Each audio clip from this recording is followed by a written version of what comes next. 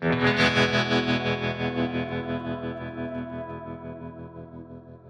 right, welcome to the Mama Tried Flat Out Friday podcast. We are right now, well, it's a pool party right here. It's at a the bottom pool of the party, wave. man. I got Zach here, the first guy to ever send me a set list for my own podcast. Set list. And this is your first time down here, huh? Yeah, and I've heard about this for years, and I'm not disappointed, man. It's fucking really cool. It's pretty rad. Isn't it? Yeah, it's got, every band that's played here has been down here with the Peruvian gods and tagging up the wall and shit. Yeah, there's a sick little green room right there on that back wall. Oh, yeah, dude. And then I'm sure the party spills out And here. the pool looks usable almost. I mean, everything's in really good shape. I don't know exactly when they built this. They did tell me that last year, but I don't remember. I mean, have you heard about, it's supposedly haunted. That's the first time I came to this building, that's what I heard. Really? Yeah, there's a cool pool. Don't go down there, it's haunted. You know what I'm saying? Yeah, and there's like photos of it upstairs before you hit the smoking lounge and shit. Yeah. So, Some of the fucking art in the pool, like the Alice in Chains over man. here, Seven I'm Dust. sure that was all them cats for Yeah. sure. Yeah, it's cool, man. But you started coming to Mama Tried before it was here. The first time Yes. I've only seen it at this venue. Okay, the first Mama Tried, and the first couple Mama Trieds were obviously the most special ones because they didn't have an address for it until the last minute. Okay, No shit. We knew it was happening. You know, they reached out to the Midwest chopper community. You know, our school of people, and you know, the Chicago guys, the Valley boys. We were the heavy crew at the time. You know, there's Ohio people, Cleveland, you know what I'm saying? People like that, and yeah, just all over. And that's, we all knew we were coming. California people showing up with like fucking giant fucking puffer jackets on and shit, you know, like looking like they were not going to make it and shit, you know what I'm saying? And Because it was in February. Yeah, and we were used to like going to Born Free and them kind of, you know, having the upper hand fucking with us on their turf. And then, you know, when they came here, you know what I'm saying? And it's like 2 degrees out. We're like, we got you now. You know what I mean?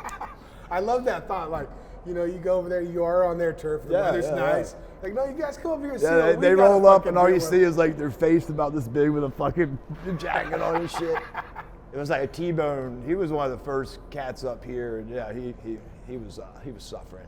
Yeah. He was cold. Yeah.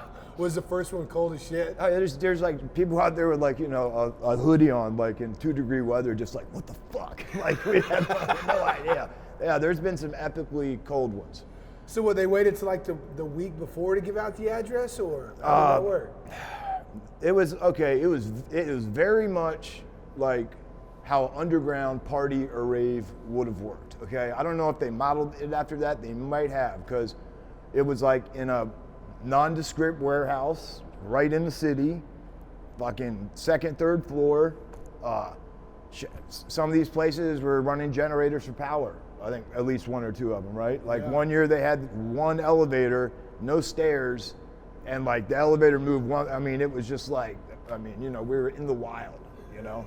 And you know, you could like slip off and go up on the 4th floor and hang out, and you know what I'm saying? Like explore the building, you know? I mean, it was like, you know, it was cool. All the security was pretty much their friends at the time. Yeah. You know? Now, did they invite bikes just like this? It was just like a bike show, set them The up? very first one, the 2 vendors there was Heavy, Show Class, and at the time we had a local here, a photographer, Luke McMillan. Can't pronounce his last name, but he had that classic picture of him like sitting on his Sportster by the railroad tracks with the Springer just broken in half, like up in front of him. That was him, right? Okay. Yeah, and that's how enthusiastic these, like the Valley boys, you know, were here that we ran into. You know, they're a little younger. They were all like straight edge, but not hardcore, more like, you know, skaters getting old, but they were just going for it like as hard as anybody else. Now, did you know most of those other crews before that first one, or did it kind of bring them together? All right. We didn't, everyone we first met. First time I met Junior. First time I met Harlow and Kirpius. and the first time they met us was the SNS 50th, right? And we had no idea anyone else was doing any of the shit at the time. We had Jockey Journal, and we had the fucking, God, what was it? The network was tiny, man. You know what I'm saying? It was just like the blog page. Yeah, it was like the Jockey Journal, and we had our blogs. I had mine, which was Life is Fucked, is how you could find it at the time. And that's the name of it, and we were all doing blogs, so basically at the SNS 50th, we met Jeff Wright. He built a bike for it, and he's an Iowa boy, so we met him. And this is SNS. This is SNS 50th in Wisconsin, in fucking I think it was, where was it? La Crosse, right? Okay. And so Jeff was invited to build a bike for it. He killed it. Chopper Dave was invited to build a bike for it. He came.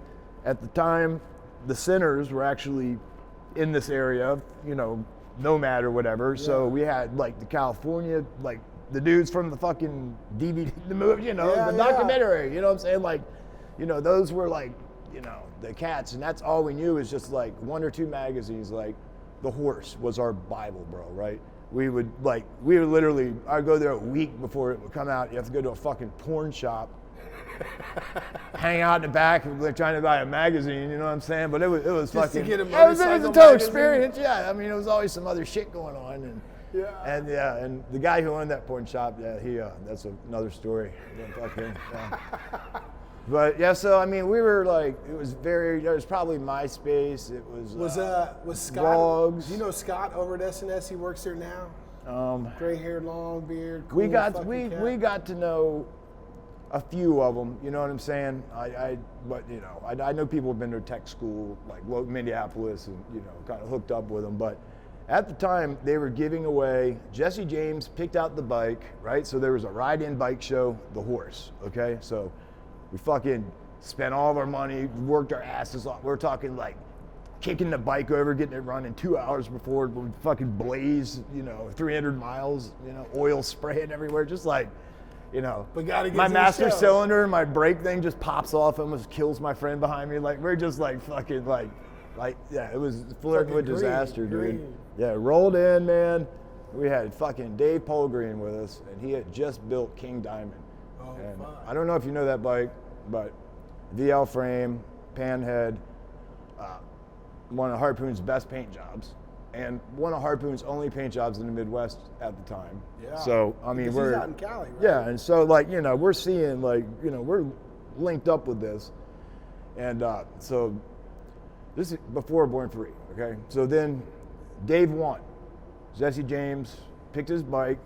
And then their SNS was like, you can pick any motor you want. And he was like, that's cool. He's like, I hear you have like a SNS knucklehead stroker in development. I'll just wait a few years for that, right? And he knew what was going on. He was like fucking talking to their tech guys probably, and he was like, I want that motor. It didn't even exist yet. And he ended up building it for him and shit. No shit. And so after that was when we first started getting in magazines, and I was on the cover of Iron Horse in between The Horse and when there was a dude, Todd, running it for, I don't know, maybe a year. And Wino was in it. I did an interview with Bobby Goodtimes in it. Nice. So we had this, our musician friend, biker guy, had access to the mag, and he taught me how to put articles together, how to shoot photos. I had bike features in there. I was writing, and so I just used my blog skills, and this guy showed me kind of the standard for what a magazine feature would be, right? And this is at a time when being in a magazine was a big fucking deal, bro. Yeah. It could make or break you. We call it the tail end, of that, okay? Yeah. And so it was, that was got us in, And at the 50th, like I said, we met the Chicago guys, we met Warren from Milwaukee, a couple other cats, and we had no idea any of us existed. Josh talks about this, I think, in Todd's or your podcast, where we all ran into each other. Yeah. And he's like, it must have been like when Dave Mann and Tom ran into each other. You know what I'm saying? Yeah. It's because we had no idea anyone else was doing this. We just thought it was these West Coast guys. Yeah, because and New York too, but that was Indian Larry. You know what I'm saying? And he had just passed away around this time. You know what I'm saying? And which is, sucks because that's probably one of the bigger losses to this industry that we didn't get to experience. You know what I mean? With him being here, and so yeah, that's like that. That's how we met the first Midwest people, and so it was probably the following summer. The Born Free show started. Okay. And so they hit us up. We were tapped in with them since Harpoon painted Dave's bike. Harpoon and Grant were roommates. Like we literally drove out there, stayed with them. Fucking the whole 9 yards. And like just, dude, from magazines, internet, like we're not like we had seen one insane paint job like that Harpoon sent from California. You know what I'm saying? I mean, there was stuff around, but not like these dudes had it on a whole nother level, aesthetic wise and stuff. Like, I mean, so many small companies. Like, if you look at the first couple Born Free flyers, there's fucking 200 fucking independent small businesses that, logos on there and shit. Yeah. And now there's like 7 like corporations. You know what I'm saying? It's like it's a trip, but yeah. So that was kind of the start of the Midwest guys meeting each other. The 50th anniversary of SNS. 50th anniversary of SNS. And what year was lacrosse. That? Oh shit, that had to, oh my God, dude. You have I was thinking SNS was look it up. It might be 2009, 2008, 2008. SNS 50th. And how soon after Born Free did they start this? Okay, so they did Born Free, then I did Full Tilt Boogie at the same time, and then the following year there was a show called Hood Bush. All right, Hood Bush was put on by who I said the Valley Boys. Okay. Most are not here; they've moved on, and there's a few OGs here, like Carlos, and so those dudes. This is when Instagram literally just started, like, and all there was on there was like suicide girls and alt models and shit. And everyone's like, dude, you know what I'm saying? Like fucking. So that was the sole purpose for this fucking thing, right? And we got on it, and then we started doing our fucking networking on it. Yeah. And they did the first Hood Bush flyer was literally the flyer said, Hood Bush versus the Haints. And it was Nick Resti's birthday, right? And it was like, dude, there was like, I mean, easy 300-400 people there. Almost every single person had a chopper, at least the iron head, the shovel, the pan. I mean, it was fucking nuts, dude, right? Yeah. And this isn't even the show part, okay? So we get there, they have a space. At the time, the heavy crew had a space. Chicago had a space, Bravetown. Milwaukee boys had a space called the Valley, right? And it was killer Milwaukee warehouse. They had fucking 12 lifts in it. It was awesome. So those fucking cats were like, we're doing a show. And we're like, cool. We're like, where's it going to be? They're like, well, there's this weird ATV park in the middle of the projects in the hood, right? And we're like, yeah, that's where our shop is too. You know what I'm saying? So we literally go there, right? I'm not kidding. There's no fucking road or anything to get into this. There's just a curb, and tire marks. And you literally go into the bush. You had to navigate through probably 2 feet deep mud holes. You would have loved it. Yeah. You would have been doing it all day long, okay? You had to get through. If you couldn't get your bike through this shit, like, you either showed up on like the area looking like a king or a clown covered in mud, bro, right? Like it was a test, dude. Yeah. It was like there's a picture of Kirpius like doing like a 1-footed wheelie coming out of the motherfucker. Like, you know what I mean? It was so that was like just to get in. And this Kenny Slaughter was around then, right? And he was on a stock Triumph, right? He just comes shooting in at like 50 miles an hour, bike fucking sliding 20 feet away from him, just going like this. He's just like this, fucking gets up. People were pissed. They're like, you go kill somebody, motherfucker. You know what I'm saying? I mean, it was like, that was like our introduction to Kenny. He just shows up like with his dick out, just and then we got Thang Man from the Haints, who set up a ramp, brought a goddamn dirt bike, was fucking sending it, bro. Like, Yeah, it was good. Cops came, shut it down, went back to the valley, partied. And at this, then, we hit the bars. We were probably 100 deep. And I looked beside me at one point, and Joe was with me, and one of the Haints, Ape Knuckles, is like standing on the passenger peg, leaned back against the sissy bar, like standing like this. And we're cruising right in past cops and shit, dude. I mean, at the time, man, the cops just, if you're on a Harley, man, they were just like, fucking have fun, Oh, shit. And we parked in this lot. They ticketed every single fucking one of us, and none of us paid it. We're like, this is a private corporation. It's not. But so that was like our, the early crew here, right? That show happened a couple times, and at the same spot. Yeah, that it happened. The first time it went successful. The second time, and dude, I'm like bringing my booth out there. Yeah, like me and show class are like setting up in the woods in the projects, like selling shit, like dude, the cops were there in like an hour, and I probably sold like fucking 40 shirts like before the cops got there. It was at noon, it was hilarious. But so so I got shut down that one time, and then right around this time, Scott and Junior were like, hey, we want to do a show. We know you guys got shit going on in the summer. We don't want to fuck with your schedule. Yeah. So we want to do something in the winter. You know what I mean? And we literally, besides the Donnie Smith show, and maybe Cycle Showcase, there was nothing going on. You know what I'm saying? So we were all for it. And that, like I said, the first year, nondescript warehouse at running on generators, and they literally had, the Valley Boys had a giant display. They built like a fucking log cabin facade in the motherfucker. You know what I'm saying? They camping, sleeping bags and shit. I mean, it was fucking badass. And then Bravetown, they had their display, and it was like, I think it was like Josh's photography, and they were all just like in this massive, sitting in an Indian circle, like in like a commune or some shit. You know what I mean? Like all sticking together. Then it was me, show class, vending, and we had a blast, man. And we didn't know, we knew about Milwaukee, but this was good. You know what I mean? Yeah. Yeah.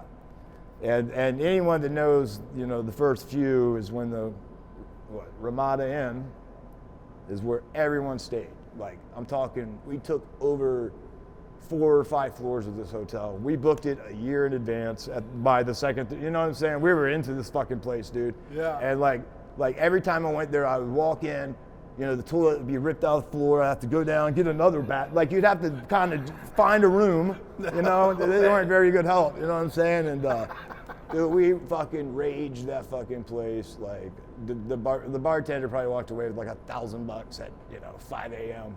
You know what I'm saying? And it was really cool to have everyone right there. Get right to the show, and we would have everyone showing up, man.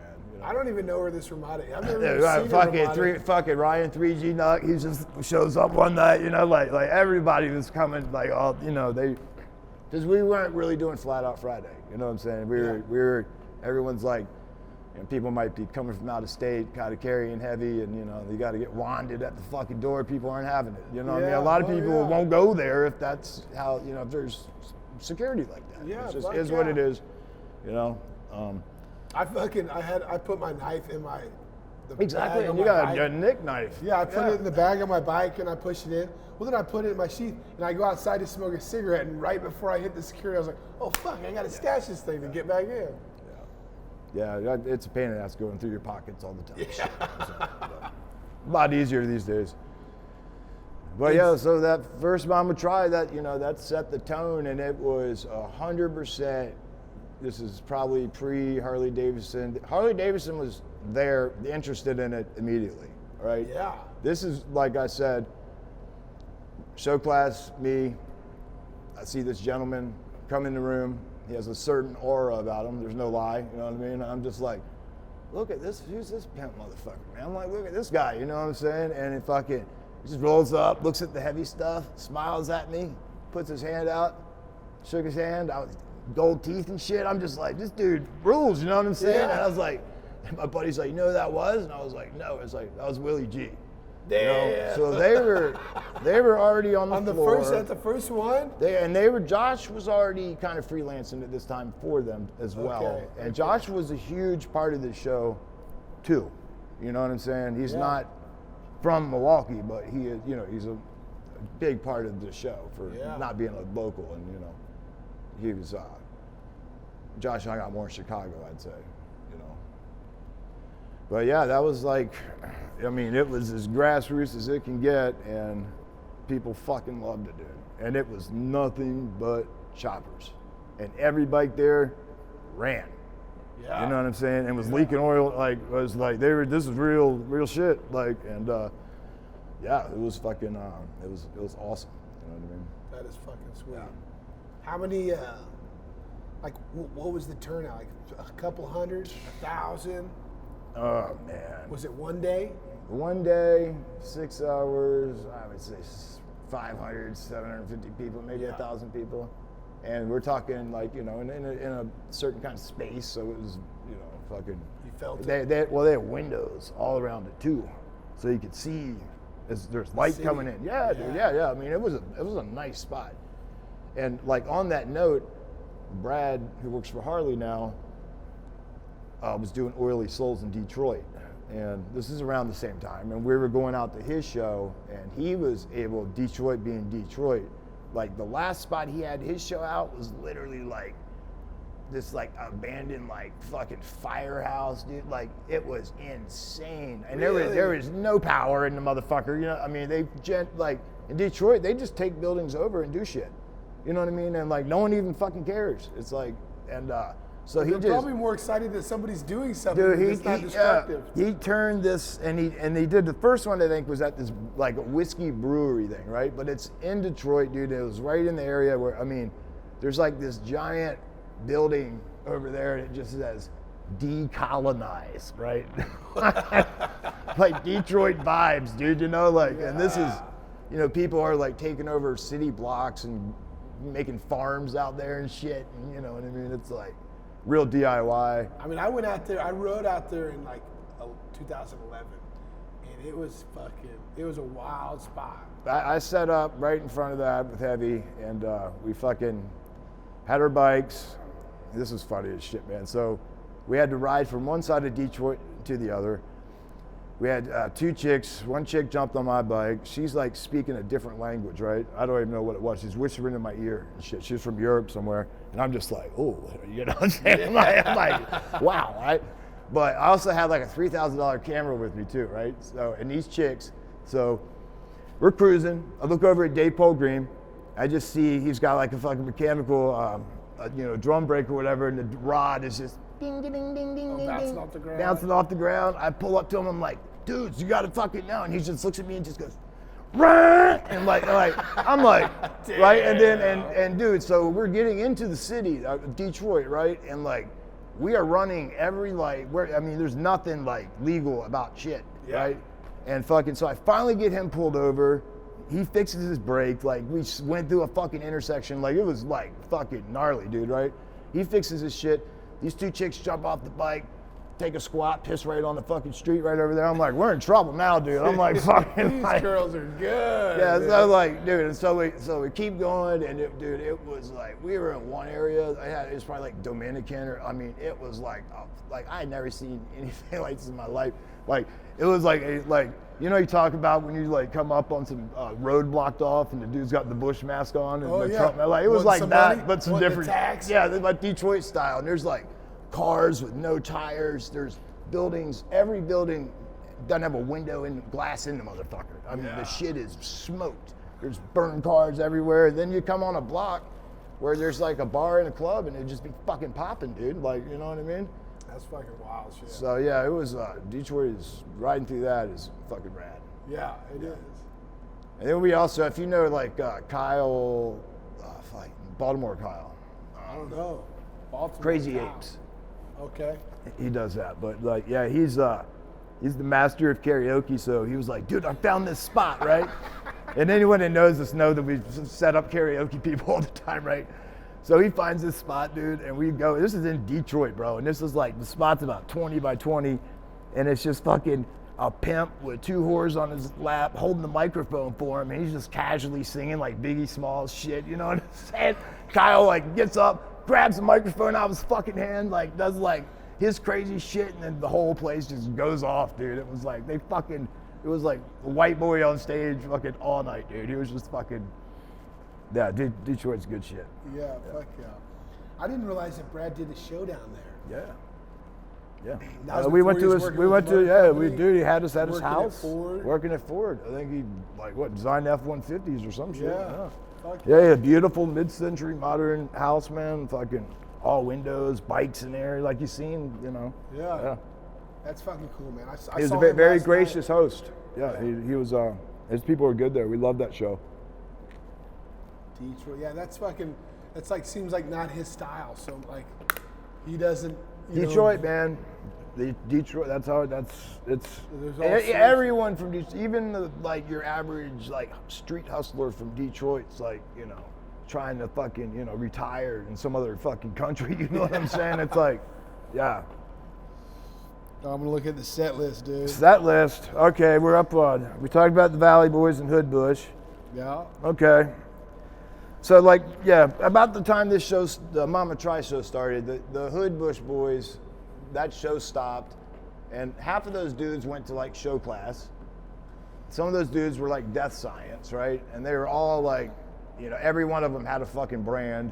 You know what I'm saying? Yeah. And yeah, they were going at it hard, and like, you know, fucking, like I said, they're not really around anymore.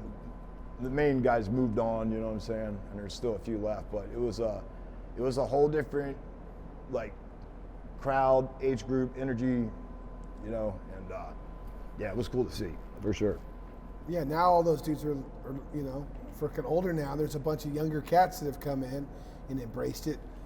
I wouldn't say they have a different style, different energy though. Well, yeah, this is like, at the time too, who else did we meet? We met the fucking Venturos. They're Detroit. You heard of those guys, right? No.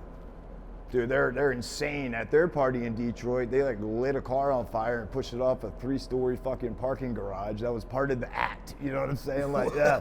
And they fucking, they're the dudes that also like uncovered that motodrome fucking thing that they have an abandoned like banked asphalt like motorcycle course in Detroit that was like buried like a 70s skate park, and people fucking dug it up. And they would go out there and race on that motherfucker at like 60, 70 miles an hour. Holy shit. That's rad about that thing. That's probably got a lot of history to it. Yeah. That's still up there, huh? Yeah. Last I saw, man. Yeah, it's like a relic, you know.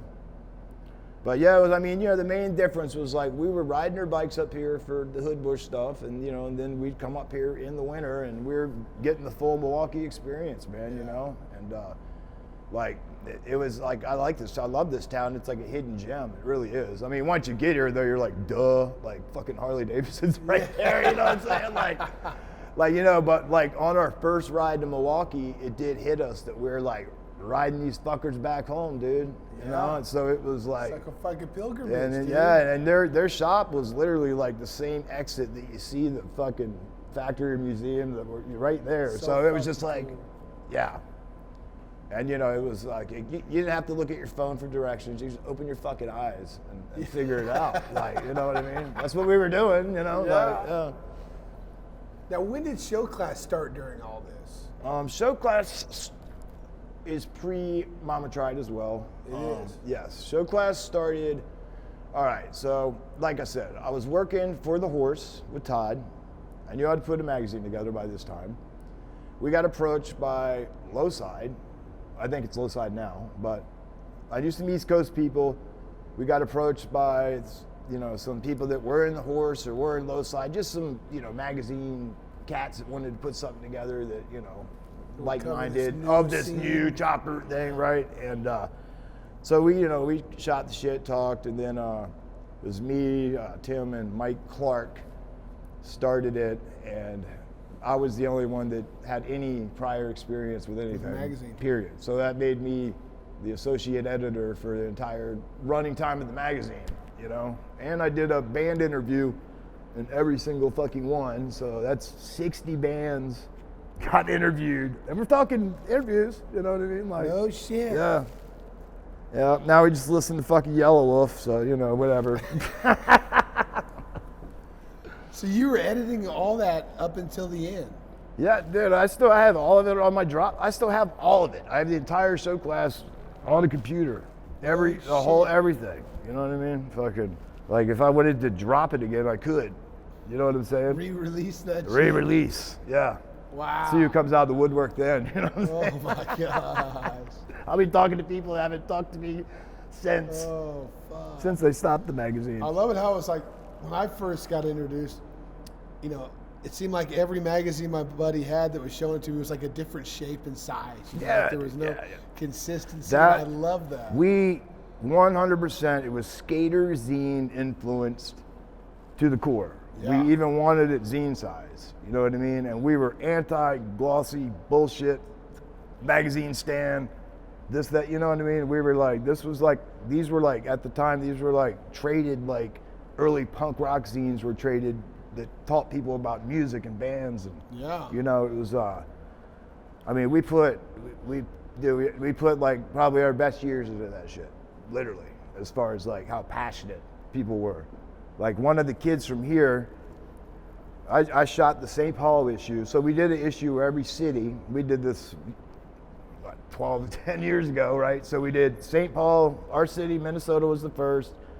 Then the Valley Boys were like the second. And I forgot where else it went, but like this dude, Dustin, he had this bike with like this sleep paint job on top of it that dude from here painted. Sorry, bro, I forgot your name at the moment. Killer painter. And dude, he like shot his bike and like got everyone that had an orange amp stacked to the ceiling and had his bike in front of it. And like that, like, you know how long it took to haul that shit and get everyone to put their shit there for the night and then have a professional or photographer to shoot it. And it was just like, that's a lot of effort, man. You know what I'm saying? Yeah. And it was just out of love, dude. And wanting to create something fucking cool. You know what I mean? That was our thing. Because we did not relate to what was happening, you know? And it's just like, you know, we were just burnt. Like, you know, we came up at the biker bar listening to the same playlist, same music. You can go anywhere in the country, it's the same, you know what I'm saying? And we were just like, we want to, you know, You know, I wonder, was that kind of inspired by like what they were showing on TV being so different than what you guys were doing? Where it was man, we're doing some shit and it's not being covered. Which so would make, I would see giving you guys energy. This is Orange County Choppers, mid, right? Yeah. West Coast Choppers, Monster Garage, all right?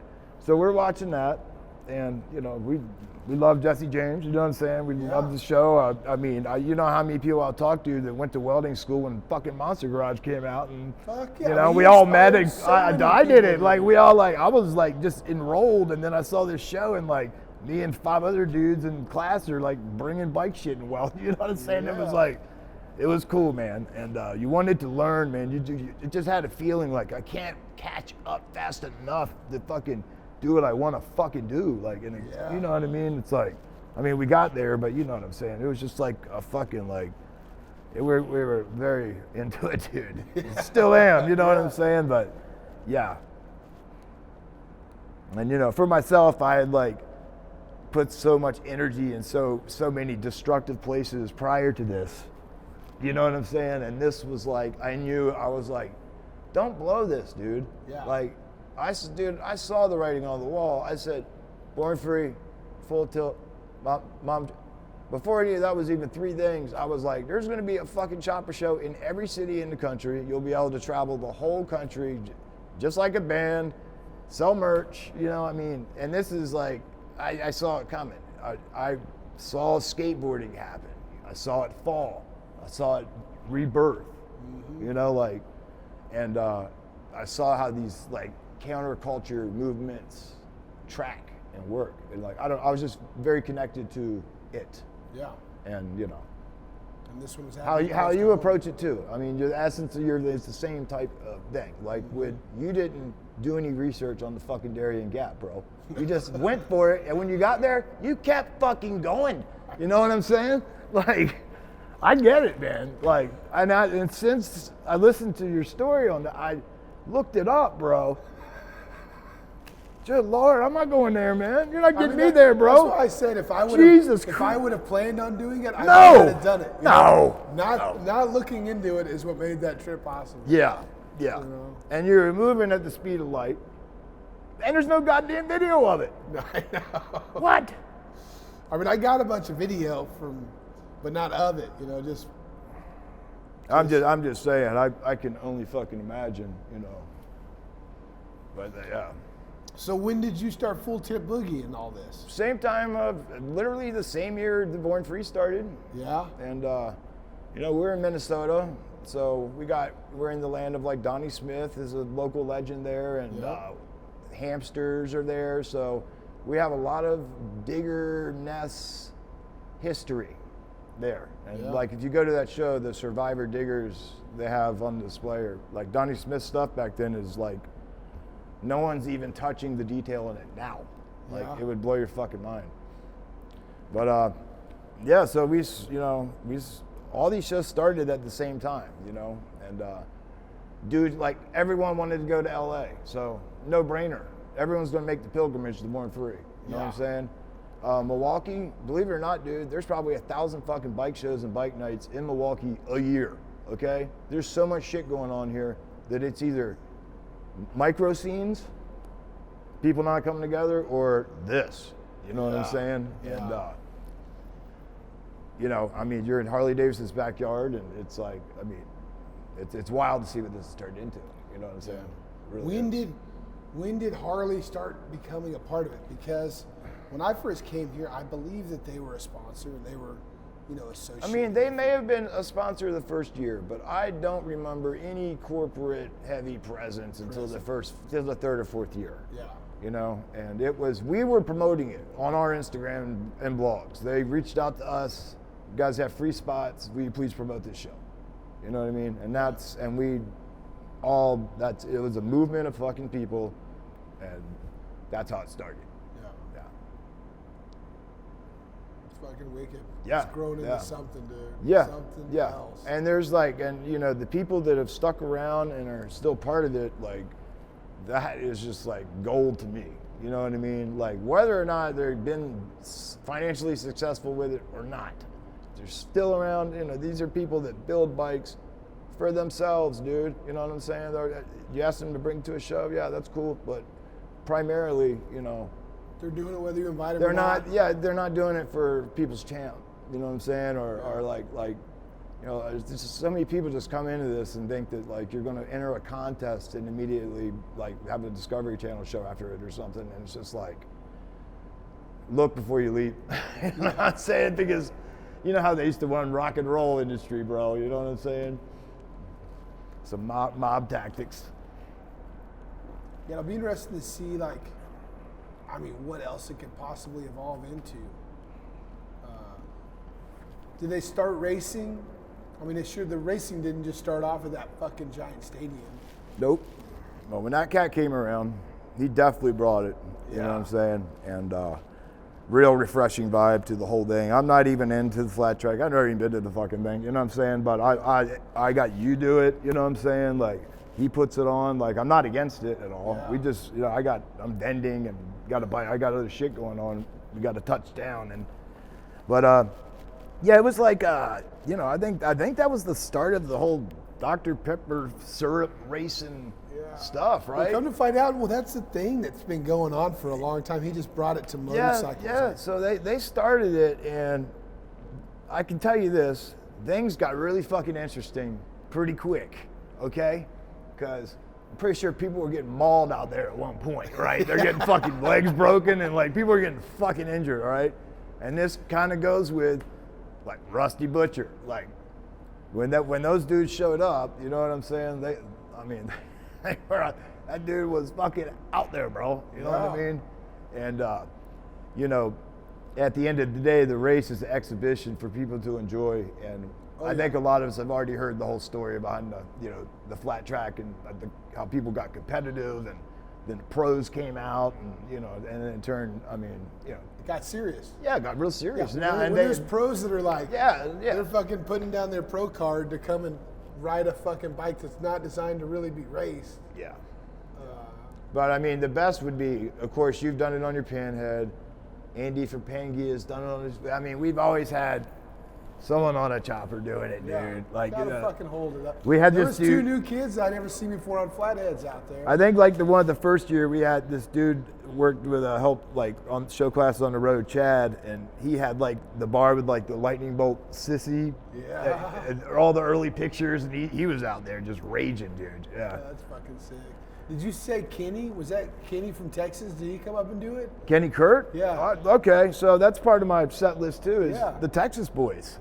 All right? We're talking when fucking Texas came to Milwaukee, and we're talking a couple groups of people. Yeah. Everyone knows each other. It's all, you know what I'm saying? It's all good. We had fucking Matt Jackson, obviously. Yeah. Kenny Kurt, Jim. Harper, fucking JP Robin just kind of poked his head out. Yeah. First time, he was a last year Ramada Tried survivor. Yeah. You know what I mean? It was. Yeah, we had, who else, man? We had a bunch. We had a grip of Texas people up here, Austin people, Dallas people, and that's when Giddy Up started. Probably 3rd, 4th Mama Tried. Yeah. All right. I went to the very first one. It was me and 800 red and gold patches. and I had the only out-of-state patch on. You know what I'm saying? Me and Tom Fugel. And I was like, Tom, you think we're going to get beat up? He goes, nah, it wouldn't look good if like 300 people beat up 2 people. He was like, don't worry about it. I'm like, okay, cool. Okay. But yeah, I mean, Matt came up. I've known Matt for years prior, but he was like, look, man, come back down. We got the spot, dialed the fuck in. Because the first year, you know how hard it is to get Austin people 30 miles from the fucking city? You know what I'm saying? So that first year, it was all there. It just, we didn't, like, the hipster element didn't come in yet. And then, like, by the 2nd, 3rd year, it was fucking insane. You know what I'm saying? Fucking popping. Witness Company was, like, out there, Grand Poobah. And I mean, we had all these, like, characters and personalities that are, don't even come to the shit anymore. The first year I went, it was like these different groups of people from the country would show up and see who could out-party the other groups. Well, that's the coolest thing. Like that 100%, all right? Because every year I'm there, I'm looking around, I'm like, God damn. I'm like, this is getting kind of fucking lit. I'm like, these folks got a handle on this shit? I'm like, I look at my clock. I'm like, 1 p.m.? Like, really? You know what I'm saying? And these motherfuckers just kept it. Bow, like, no one even, like, everyone minded their manners. Like, they were polite even. Like, no one fucking, like, everyone had their shit together and completely just going for it. And that, and that's another thing. I think you guys pride on actually keeping your composure or something, because I don't know how the fuck people were doing it. You know what I mean? A lot of people weren't, Oh. And anyone that knows what, safety beating means. And, yeah. Oh, man, Giddy Up. What a fucking good one that was. That was great, man. The camping, the spot, I mean, that shit was... River Road, Road. Moss hanging off the trees. Someone always goes into the lake at the last turn. Into that fucking guardrail. I mean, it's dark out there, bro. Like, just the ride from the venue and the campground was 2 miles, 3 miles away. Maybe 2 miles away. Pitch black. You know what I'm saying? Everybody's chopper lights. I laid my bike down out there. There's fucking deer everywhere. Yeah, dude. Yeah, it was something else. And this is like when Vice Grip was rolling hard. Yeah. So it was like me and the whole Vice Grip crew, and we all fucking won. I mean, dude, the stoke level of, like, we already started this chopper thing, but at this time, some people felt the need to take it a little further, and some of these chopper clubs came around. You know what I'm saying? And it was mainly for, like, people to ride in packs, travel together, party, go to shows. I mean, our priority was build your bike, get it running, go to the fucking concert, man. Go see fucking Wino, like, go to, motherships in town. Like, you don't even know, like, you know, how many fucking bikes would turn out for that shit. Dude, you know? one thing on your set list we haven't got to is the music that's happened here. The music. Like I don't know what the fuck's happened here, man. What's happened here? Toke played? Dude, they were literally like, dude, Trouble played. Bobby Good Times was the first fucking DJ at the Harley Davidson party, whatever that party room is. Really? He was spinning records. Oh, it's fucking metal, sick. rock. Yeah. Yeah, Trouble played. That he plays with, you know, I mean, it was fucking, yeah. Yeah. But the counterculture, unfortunately, has gotten turned down to 1. You know what I mean? Really? Yeah. It's just the nature of the beast. Yeah. You know what I'm saying? Some people aren't like built to live within certain economic confines and commerce. You dig what I'm saying? It's like, you know, different for different people. You know what I'm saying? As things grow. As things grow, yes. Yes. And things have definitely grown. Things have definitely grown. Like, I've vended here for 10 years. Yeah. I am the oldest surviving vendor here. I was going to say, what other vendor has been here from the beginning? Show Class was the only other one. Show Class was the only other one. Mama Tried didn't even have a merch line at the time. They didn't even sell T-shirts? They didn't have T-shirts. No. Oh, fuck. Yeah. Well, congratulations on that. Yeah. I mean, that is fucking cool. No, I'm proud of it, man. Yeah, I am, for sure. And this, so you've been in business for 10 years now, right? Did you start longer than that? I started probably at least 4 or 5 years before this Mama Tried started. So I've been in business for 10 years, but like I was building it up on other levels before. Yeah. You know what I'm saying? To branding. Yes. And you've done so much shit and you've so many rad artists. Didn't you mention to me about doing some kind of art show at some point and like bringing it all out? We have literally at least 150, 200 different designs, all right? And this is all the roster list of these people. Derek Snodgrass, you know what I'm saying? We got Lindsay B, you know what I'm saying? New girl artist. Kate Stell. I mean, like we have, dude, Alan Forbes, easy. Like we have art from the most epic creators in this whole fucking scene. Period. The whole fucking world, Period. dude. And this is all handshake shit, bro. Yeah. This is vibing. You know what I mean? This is like these people won't fuck with you if they're not fucking feeling it. You know? So what kind of effort have you put into like the collection, like keeping the artwork? Is it in a file? Do you have I have a local dude that I just found out about that has everything. I've seen it. I got pictures of it. Everything. Okay. No fucking way. And there's 3 other dudes that almost have everything. I almost have everything. All right. So the art show would probably be over 100 different worn, heavy shirts, all different artists for the last decade. And, you know, I think as far as like, it would definitely pop off. You fucking cool as shit, dude. Yeah. You know, it's more of a street brand at this point because, you know, I'll sell it in the fucking parking lot, bro. You know what I'm saying? So, and usually, hey, when it's not cold out, we are in the parking lot. You know? I got to do a better job of keeping up with my shit, I think. I saw your new, Brian took yours over, right? Someone took your Instagram page over. Oh, fucking Rick's been doing it for me. Yeah, it looks great. Yeah. You know, because Rick, he's been signed up for MC Shop Deeds for a long time and he travels with work. So when he would get a shirt from a shop he didn't know, if his work brought him there, he would go find that shop and start taking photos. Dude, let me real quick, let me tell you a story. I'm in Bumfuck, Iowa at Torque Fest, set up. This big trucker motherfucker walks up and starts singing, "Thou shalt not hassle." Yeah. Swear to God, right? And where I'm like, where did you hear that?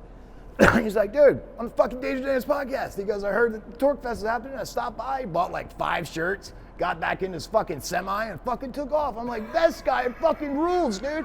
I was like, that was the best advertisement, like direct fucking thing that ever, like off your podcast. I was like, we were just blown away, dude. Yeah. Fucking truckers like this shit, dude. Dude. Yeah, he knew the song. He was into heavy. He was into it all, bro. That's fucking awesome. Yeah.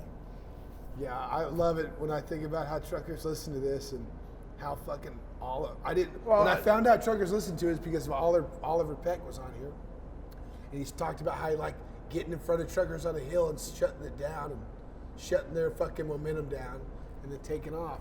And I got so many truckers sending me messages. Fuck Let them guy, motherfuckers dude. through, bro. You know what I'm saying? They're working out there. You know what I mean? Dude. Like, Jesus. Oh, that's when I realized, like, oh, that makes sense. Dude, I traveled across country one time, and I swear to God, we were linked up with like the same pack of trucks for 3 or 4 days, bro. That same dude's like, I trust an 18-wheeler on the road more than almost any vehicle, you know? Like, fucking pros, dude.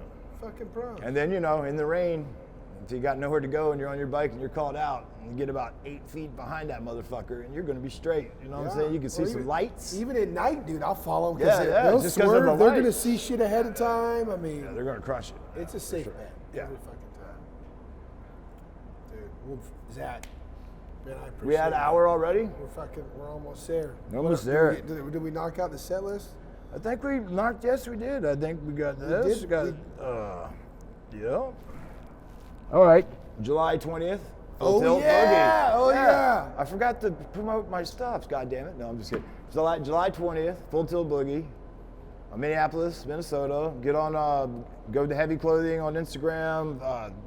Click the Full Tilt Boogie link. Full Tilt Boogie on Facebook. We have our bike night this year. This year, we're actually doing every night in a different location. We already have it all set up. A different bar, different parking lot, different band, different food truck. We're going to do a poker run, grab one card. Whoever has the best hand at the end of the summer gets $500. Oh, that's fucking cool. Yeah, and you won't know where the show is. We're not announcing any addresses until day of, all right? So if you're not in the loop, you're going to get left behind. And you've already set up all the year's fucking bike nights? Yeah. That's fucking savage. Yeah, you saw my lists, you know what I'm saying? Yeah. Thank God for lists, right? Yeah.